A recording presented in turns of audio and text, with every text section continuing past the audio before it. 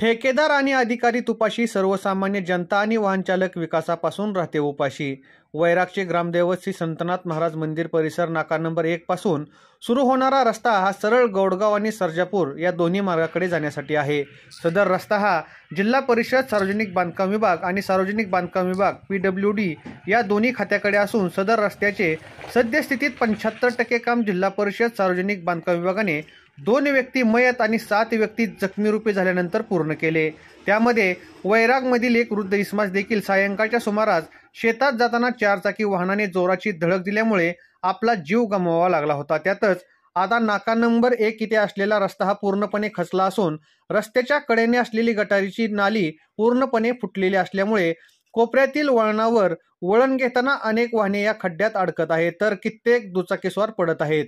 सद्यस्थितीत जिल्हा परिषद सार्वजनिक बांधकाम विभागाने रस्त्याचे काम तेथील ओढ्याच्या पुढे असलेल्या अंबाबाई मंदिराच्या पाठीमागील बाजूपर्यंत पूर्ण केले असून उर्वरित काम करण्यासाठी कशाची दिरंगाई केली जाते का आणखीन 2 ते 3 व्यक्तींचा जीव घेतल्याशिवाय काम करायचे नाही असे त्यांनी ठरवले आहे का, हाच सवाल नागरिक आणि वाहन चालकांनी व्यक्त केला आहे।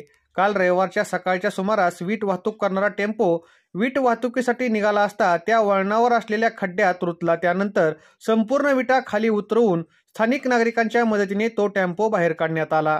सुदैवाने मोठी दुर्घटना टळली, तरी जिल्हा परिषद बांधकाम विभागाने त्वरित सदर ठिकाणची दखल घेऊन सदर कॉजवे म्हणजे ओढा आणि सदर नालीचे काम पूर्ण करून रस्ता वेळेवर तयार करून नागरिकांच्या समस्या सोडवाव्यात, अन्यथा तीव्र आंदोलन करण्याचा इशारा नागरिकांनी व वाहन चालकांनी दिला आहे।